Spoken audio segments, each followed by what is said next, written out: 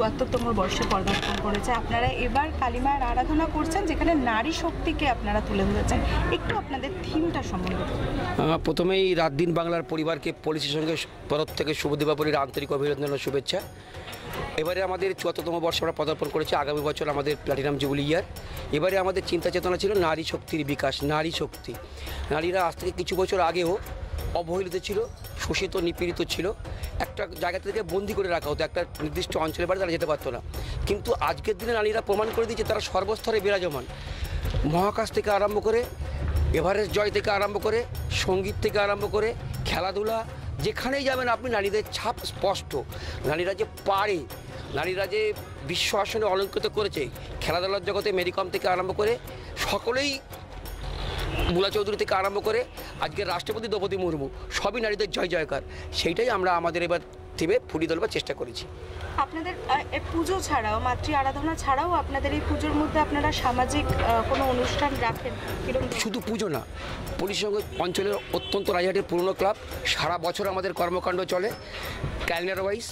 শুধু এইমাত্র এবছরের পুজোকে কেন্দ্র করে আগামীকাল কলকাতা কর্পোরেশনের মহানাগরিক মাননীয় ফিরহাদ হাকিম, পৌর নগর উন্নয়ন মন্ত্রীও বটে, আসবেন।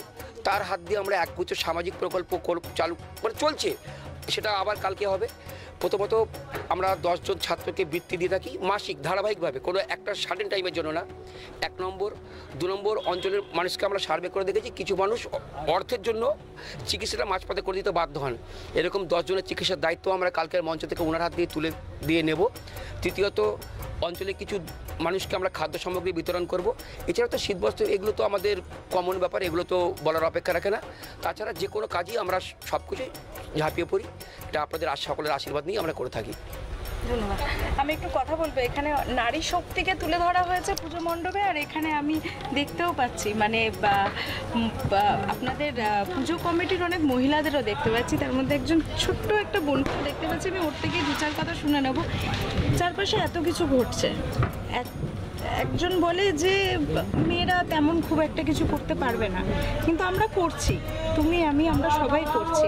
উনি অনেকগুলো নামকরা মহিলার নাম তুলে ধরলেন যারা আমাদের সমাজে একটা করে ছাপ ফেলে গেছে।